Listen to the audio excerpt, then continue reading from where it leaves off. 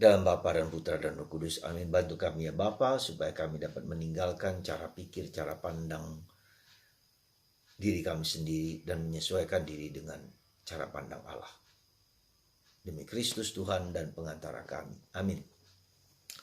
Para saudara, hari ini Yesus meminta kita untuk mengikuti Dia, meninggalkan segala sesuatu, dan menyangkal diri kita masing-masing. Dan tentu saja kata-kata ini cukup keras, ya. Tapi Yesus mau menunjukkan kepada kita apa tujuan hidup kita mengikuti Yesus. Tujuan hidup kita mengikuti Yesus sepikir, seperasaan, sehati, sejiwa dengan pribadi Yesus. Bagaimana kita bisa sepikir, seperasaan, sejiwa dengan pribadi Yesus? Itulah yang mungkin harus kita perjuangkan. Karena itu kita bergaul dengan Yesus. Karena itu kita bersemuka dengan Yesus. Karena itu kita berdoa. Karena itu kita mendengarkan. Karena itu kita mengikuti Ekaristi. Karena itu kita menjalankan semua baca kitab suci. Supaya dengan pikiran kita tahu, kita mengerti, ya, self-knowledge kita. Tetapi tidak hanya self-knowledge tahu, tapi self-awareness. Sadar bahwa Yesus hadir. Sadar bahwa Yesus menyelamatkan aku. Sadar bahwa Yesus membebaskan aku dari segala kelemahan-kelemahan keterbatasanku. Sadar bahwa Yesus menyempurnakan hidupku menjadi lebih baik. Sadar, jadi dari pengetahuan itu muncul kesadaran yang dalam tentang karya penyelamatan Yesus di dunia dan juga dalam diriku. Ketika self-knowledge, ketika self-awareness, lalu saya self-acceptance, belajar menerima diriku sendiri, belajar mendengarkan diriku sendiri, belajar tahu bahwa aku nothing, aku berdosa, aku lemah. Belajar untuk menerima bahwa Allah adalah segala-galanya, bahwa Allah mengontrol hidupku. Acceptance. Setelah acceptance kita belajar mengagumi, appreciating, self-appreciating, mengagumi, ya. Menerima apa yang baik dari Tuhan, bahwa saya juga nothing, karena itu bersyukur, ya, kepada Tuhan, ya, self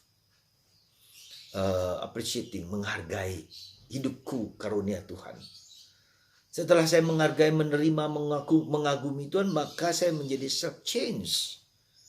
Saya berjuang supaya mengatasi kelemahan-kelemahanku, keterbatasanku. Self-change. Ya. Dari waktu ke waktu, bergulat, berjuang, ya, mati raga, berkorban, self-change. Ya. Mengubah cara pikir, cara pandang. Winning is mindset. Jadi winning, kita kalau menang, kita mengubah cara pikir, cara pandang kita. Ya, bukan hanya mengubah perilaku, tapi mengubah cara pandang. Ya. Cara pandang yang bukan hanya dari diri saya, tapi melihat segala sesuatu dari kacamata yang positif. Ya. Lalu yang terakhir adalah self-transformation, pertobatan. Kalau self-change saya berjuang dengan kuasa, dengan kekuatanku, tetapi dengan self-transformation, Tuhan yang mengubah aku. Bukan aku ya Tuhan, tapi Engkau ya Tuhan yang mengubah diriku.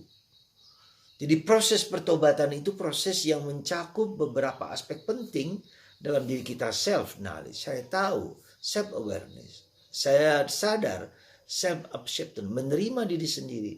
Dan self-appreciating, menghargai. Self-change, tapi juga self-transformation. Pertobatan, self-transformation, pertobatan. Bukan lagi aku, tapi Engkau Tuhan. Dia harus bertambah besar, aku harus bertambah kecil. Dan itulah yang menjadi semangat dari khotbah di bukit Yesus. Ya. Sekali lagi Yesus ingin kita menjadi manusia baru dengan Dia sendiri mengubah hidup kita.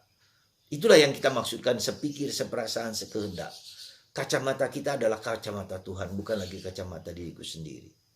Semoga Yesus yang menuntut kita, ya, meminta kita, sebetulnya bukan menuntut tapi meminta kita untuk menjadi serupa, sepikir, seperasaan, sekehendak dengan Yesus.